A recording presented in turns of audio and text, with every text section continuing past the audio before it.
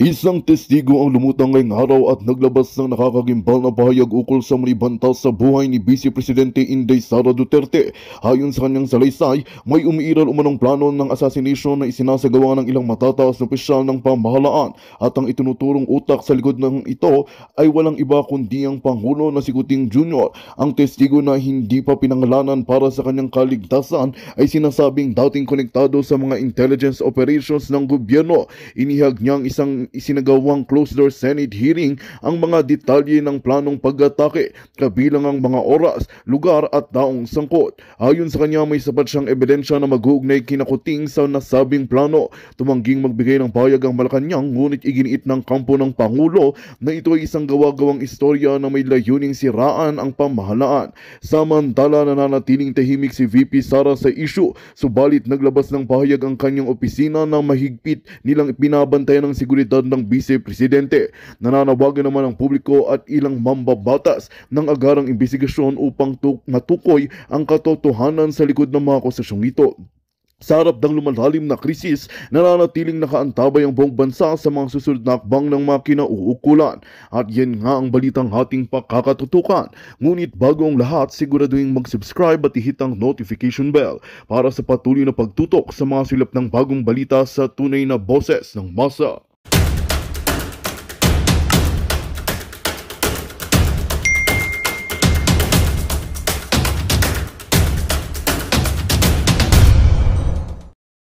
Huwag ko ay naming talagang nagbayad at ginastusan ng malaki etong impeachment laban kay Vice President Sara Duterte. Naupo, nagkakalaglagan ng mga hinayupan. Nagkakalaglagan na sila. Oo, ewan ko ano tong, bali ito po yung video na no? Pero mamaya ako ipapakita ho sa inyo yan. Easy! Oo, kasi marami pa tayong mga pag-uusapan na mga balita ngayon. Pasensya na kayo, hindi ako nakakapag-vlog masyado tayo busy. Yan talaga kapag in love. Ay! Sorry na. Minsan lang tayo mag-inarte. So eto na, panoorin po natin tong mga grabing mga talagang trending viral ngayon sa lahat ng social media platform. Etong mga mensahe or mga sinabi ni Vice President Sara Duterte at etong sa mapatungkol din sa impeachment. At sabi nga nila, ang isda ay nahuhuli sa bibig, hindi sa kaliskis. Grabe, no? Biri mo, ito yung pinakamasakit sa gobyerno natin, no? Kapag tayo ng mga Pilipino na nasasakupan niya, halimbawa na lang bagyo. Pag nagkaroon ng bagyo sa Pilipinas, kapiranggot lang yung nakukuha nating pera. Oh, pasang-awa pa yun. Parang ayaw niya pa ibigay. Tapos, pagdating sa impeachment or pagdating sa mga tao na gusto nilang patumbahin, gusto nilang talagang ipagurgur o gusto nilang pabagsakin, pinaglalaanan talaga nila ng pera. Pinaglalaanan nila ng pera na talagang hindi lang milyon kundi bilyon. Oo, gagastos sila ng bilyon para lang sa tao na gusto nilang pabagsakin para matanggal sa daanan nila sa mga plano nilang gawin dito sa Pilipinas. Ang lupit ng mga nagaganap ngayon sa bansa natin, no? Ang ano, talagang gagastusan ka ng malaki, mawala ka lang sa landas nila. Kagaya nung ginawa kay Pastor Apollo Siki Buloy. Kagaya ng ginawa kay Pangulong Duterte. Diba? O ngayon, yung ginagawa naman nila kay Vice President Sara Duterte. At ito ang abangan natin kung ano ang kayang gawin ng mga senador na nanalo sa nangyayaring eleksyon. Oh, bro, may mga pag-uusapan din tayo about sa eleksyon na yan, no? Siguro sa ibang video natin dito about naman muna kay Vice President Sara Duterte. So ito po, panoorin ho muna natin itong balita ng isang mainstream media. To sikat na mainstream media to. Hindi daw to nagpi-fake news. Ewan ko lang ha. Oo, sabi nila hindi daw to nagpi-fake news. So panoorin natin. Pagkaproklama kay re-election ni Senator Amy Aba. Marcos, sinabi niyang hindi muna siya magkokomento sa impeachment ng kaalyado niyang si Vice President Sara Duterte. Hanggang talagang magkaroon ng mga katibayan na makakapagkumbinsi sa atin, hindi naman maaaring magsalita. Pero sa isang pahayag sa social Bakit kaya ano? Biglang ano na naman, ano to? Pasabik ka, I mean. Wala naman nasasabik sa komento mo. media, sinabi niyang panahon na para ibasura ang impeachment laban sa bise. Sinabi raw Tama kasi ni naman Navota si Representative Toby Tiangco, campaign manager ng Alyansa para sa Bagong Pilipinas ng administrasyon, na nasuhulan ang ilang kongresista kaya nagpirmahan noon para Grabe. ma-impeach si Duterte. Handa raw ang kapatid ng Pangulo na dumulog sa Korte Suprema tungkol dito kung may tetestigo. Sa panayam ng DZBB kay Tiangco, sinisi niya ang impeachment kaya natalo ang ilang kandidato ng alyansa lalo na sa Mindanao. This all started noong nag-file ng impeachment. Nagsosolidify yung Mindanao. Tanga-tanga yung boss niyo eh. Alam niya naman na mahal ng mga Bisaya at ng mga Mindanawan ng mga Duterte, tapos ginawa niya yun. Ito yung sinasabi na simula pa lang, ngayon pa lang ay wala na talagang pakialam sa inyo si Marcos Jr. Kasi kung inaalala kayo ng leader nyo ng campaign, tinatawag na campaign leader, no, hindi niya dapat gagawin yun sa oras ng halalan. Masyado siyang atat at wala nga siyang pakialam sa inyo. Manalo man o matalo, wala silang pakialam sa iyo. Kaya nga itagaan nyo yan sa bato, no? Yung mga dumidikit dyan or yung mga dumikit. Lalong-lalo na, sige, sabihin na natin yung mga alyansa bagoong Pilipinas. Huwag nyo asahan na talagang suportado kayo ni Marcos. Ngayon nga, tingnan nyo, hindi nyo na ramdaman na talagang nilaglag niya kayo. Anak ng teteng, saka ba naman nakita na mangangampanya ka tapos i-impeach mo yung Vice President? Boplak. Asan yung natin?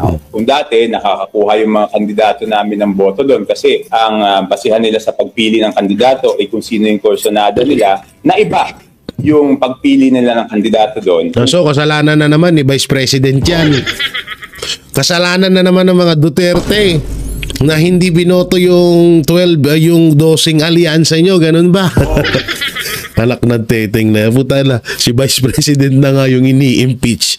Si Vice President pa may kasalanan kung ba't hindi binoto ng taong bayan yung Alyansa Pilipinas.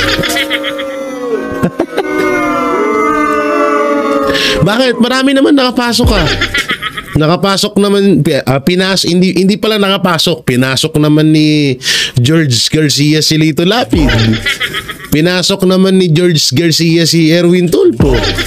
Pinasok naman ni George Garcia si Amy Marcos. Pinasok naman ni George Garcia si Camille Villar.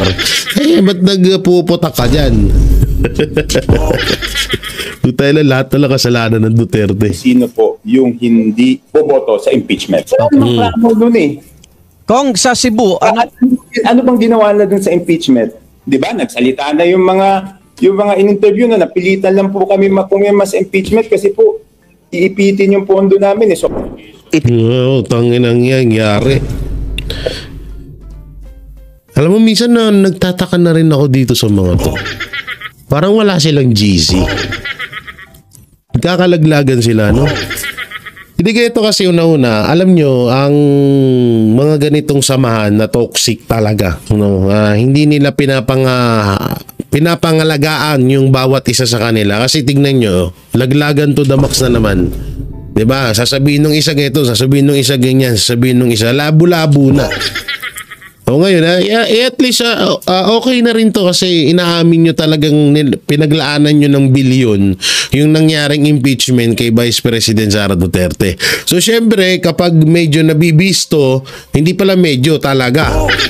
kapag talagang nabibisto yung kagaguhan na ginagawa ni Marcos at ni Martin Romualdez, syempre nandyan yung mga garapata. Garapata. Yung mga garapata no ni Asong Tamba. Ito na po, ito na yung mga attack dog. Pasok. Tinanggihan ng liderato ng Kamara. Diba? No one was coerced, no one was Wow.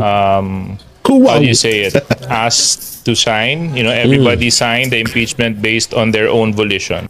Kinontra rin ni Deputy Majority Leader Judas Sidre Naglalabasan na sila. Nanalo nga raw sa eleksyon ang 100 sa 115 district representatives na pumirma sa impeachment. Kasama ang 36 sa 44 na kongresistang mula Mindanao. Si Sagip Partilles sa mga attack dog dyan ni Romualdez, kasuhan nyo si Tiangco. Tuwangco ba? Tuwangco. Yun. Kasuhan nyo, naku, fake news yan. Sabi nyo, fake news yan, fake news. Kasi kaming mga vlogger, kinakasuhan nyo, sinasabihan nyo kami ng mga fake news. So gawin nyo kay Tiangco. Kay Tiangco, ha? Oo. Alam nyo, talagang grabe, no? Pag talagang ang sarap sa pakiramdam ng ganyan. Yung tipong may tigapagtanggol ka. Yung tipong tigapagtanggol mo, hate ng lahat. Tignan nyo na lang yung mga garapatan ni Martin Romualdez, hate ng tao yan. Ewan ko, kaya nanalo yan kasi nga may 18 million na may mga maraming may nagkaroon ng hocus-pocus may mga party list kaya nanalo. Ito nga, sabi ko nga sa inyo, yung BG party list nga, Bisaya Gyud party list ni Greco Belica, wala yun sa balota. Maraming mga buti nga yung Duterte Youth, nakapasok yan Siguro hindi na talaga kinaya ng program nila na dayain, kaya nakapasok talaga ganun talaga ang buhay. Tapos eto pa malupit. Ito ang malupit dito. Pati yung presidente may garapata din na ganun din. Wala din sa ayos. Kaya nagkakaletsi-letsi sila tuloy. Representative at Senator-elect Rodante Marcoleta, natatayong Senator Judge, sinabing mali ang basihan ng impeachment. Nakita ko kasi kung paano nila inilatag. Mali ang batayan, mali ang proseso. Pagdebatihan muna natin kung talagang kinakailangan matuloy o hindi. Pero ito, request ko lang sa mga nanalong senador, pag-usapan nyo yung pagkatapos ng hearing, or baka mas maganda siguro, unahin nyo yung sa COMELEC, yung about dun sa 18 million na overvote, no? Hindi porket mga nanalo na kayo, tawag dito, parang hahayaan nyo na lang yung nangyaring dayaan sa COMELEC. So dapat pag-usapan nyo rin yan. Request lang naman. Pumirma si Marcoleta sa impeachment, maging ang dalawa pang senators-elect na sina Las Piñas Representative Camille Villar at ACT-CIS Representative Erwin Tulfo. Mahirap po kasi magsalita wala po ako nakikita ng dokumento Pipirma. Kaya talagang hindi ako pumirma. So, this is the time sa Senate na makikita ko pareho marina. So ibig sabihin, totoo nga yung sinabi ni Tiangco.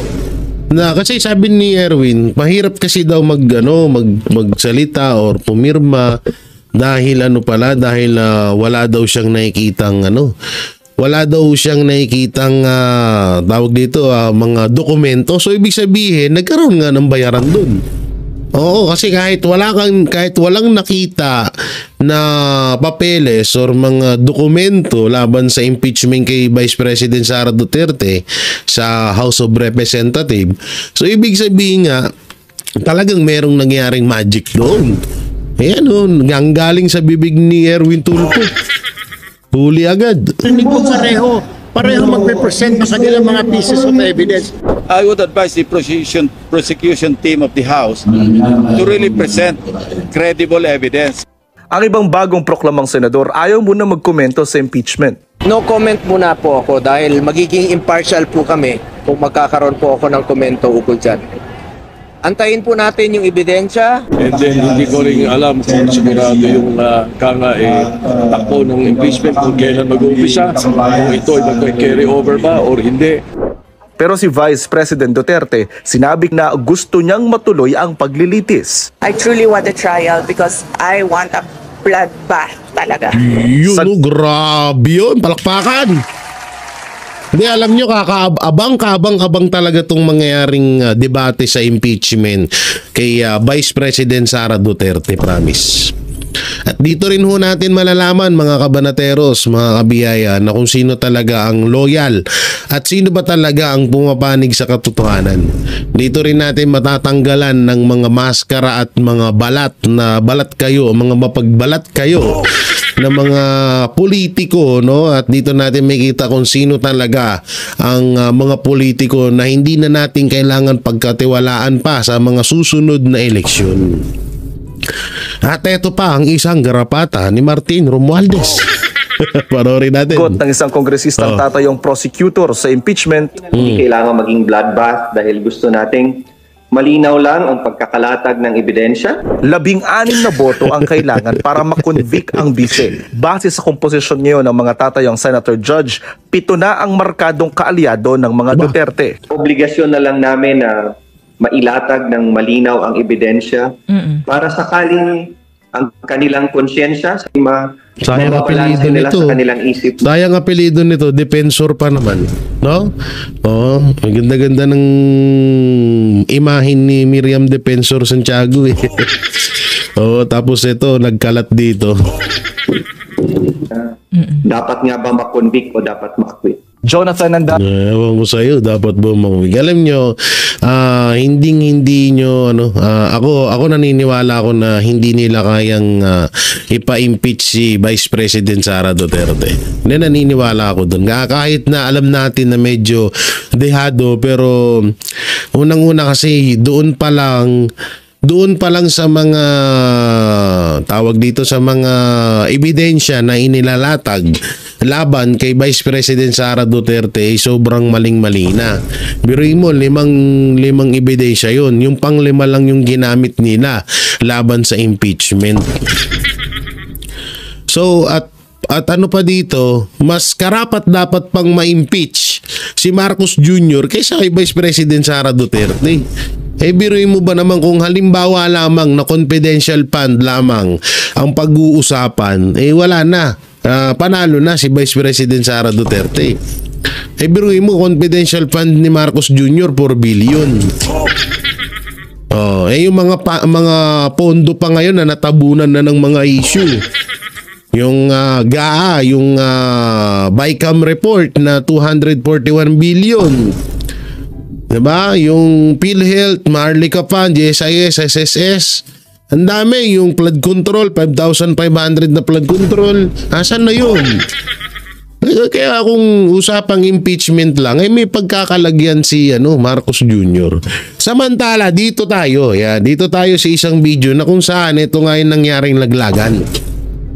Dito, inamin mismo ng campaign manager ni Marcos Jr. at ng Alyansa Bagoong Pilipinas na nagkaroon talaga ng matinding bayaran, ng matinding bayaran para gurgurin or patumbahin si Vice President Sara Duterte.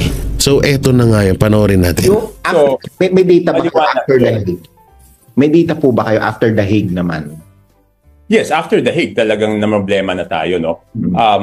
Talagang naubos na yon. But what I'm saying is, yung impeachment...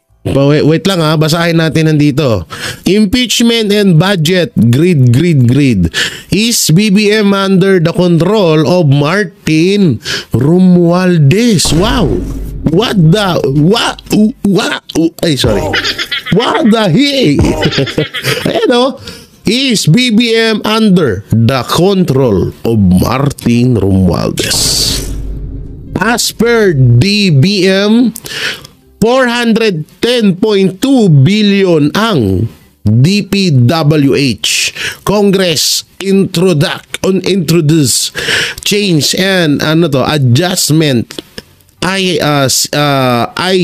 CICA for later release. Ito, grabe to. Tangina, lupit nitong mga balitang to. Panoorin natin. Kasi was beyond our control. Okay. Pwede namang hindi impeach nun eh. Tsaka it was a useless exercise kasi yun naman yung sinabi ko sa kanila kahit pirmahan nyo ngayon, Feb 5. Okay. Ganun din. June 2 pa rin yan itatakal ng Senate, no? So, ano nangyari doon? Di ba? Nagkaroon ng backlash naman talaga. Yung Hague, there are external factors beyond our control. So, it is not an apples to apples comparison, no? Okay. Ang pag-usapan natin dito, yung totally within our control, yung impeachment. Kung hindi natin ginawa yun, hindi ganito kasama. Tsaka nagkaroon ng parang pattern. Isipin mo, una, in-impeach. Tapos pinadala sa Hague. So parang pinagplaplanuhan mo, di ba? But kung parang pinagpaplanuhan na, di ba? Talagang planado na, tanga. Ay, sorry. Sorry. Putay na, dapat nakatuloy ako. Sorry.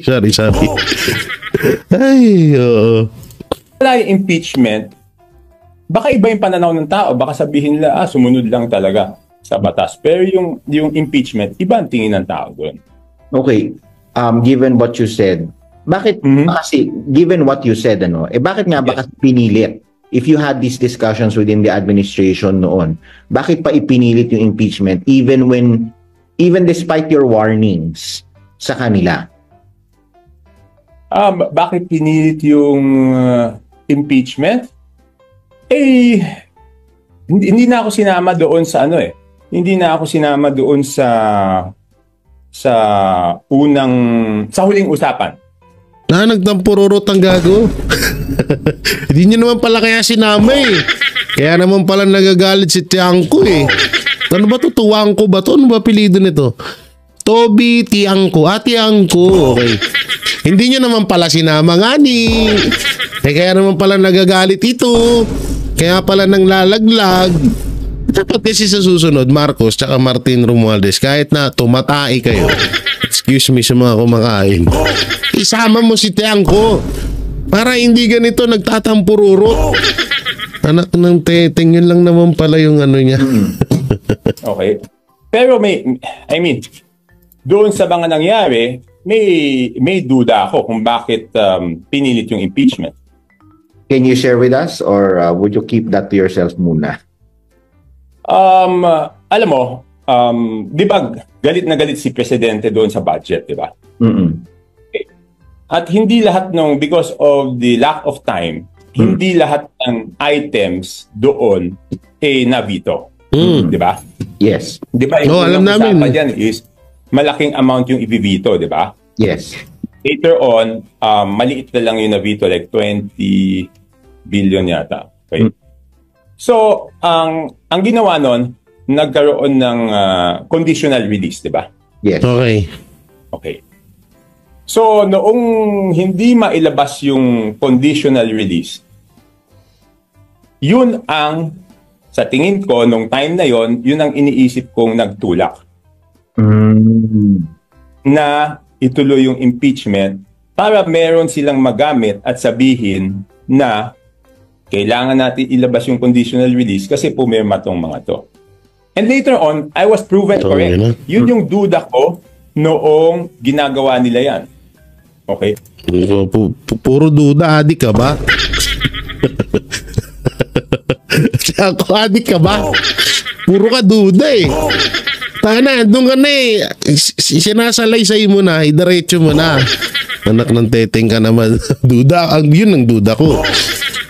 Ewan ko kung bakit sinasabi to nito nagtataka din ako ng kunti kasi kung iisipin nyo, anak ng teteng tong na to, dulas ng dulas Kasi kung isipin nyo, ba't niya kaya nilalaglag si Martin Romualdez?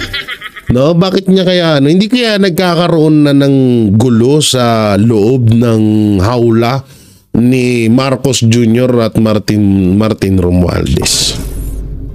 Malay nyo naman natunugan na ni Marcos Jr. na putangin na, pagkatapos pala i-impeach si Sara Duterte, ako yung isusunod. Hindi po pwede yun. No? Siguro ganun ang nangyayaring sistema. No? Malay natin kasi diba, sabi nga may mga balibalita na ang playbook nga ni Martin Romualdez ay tawag dito ang nasa playbook nga pag na-impeach si Sara Duterte, aakyat si Martin Romualdez bilang Vice President of the Philippines. At kapag siya na yung Vice President, i-impeach na naman si Marcos Jr. At bakit at paano niya magagawa yun, Aber? Sa sobrang daming kabalbalan at sa sobrang anlalala ng mga ginawa ni Marcos Jr., talagang kayang-kaya siyang i-impeach ni Martin Romualdez.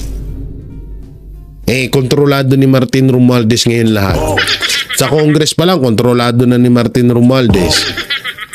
Sa Senado, medyo pero alam ko naman na marami nang galit sa Senado kay Marcos Jr. Marami nang asar. At napakatitibay ng mga ebidensya laban sa kanya. So talagang impeachable kung may tuturing. Hindi kaya nagkakagulo-gulo na sila dun eh. Misang makichismis nga tayo. Because there is no reason eh. Sasabihin ba may clamor? Kanta ba yun? There was no clamor. Ang sinabi nila, alam ko, ang sinabi nila kay Presidente was hindi nila mapigilan yung clamor.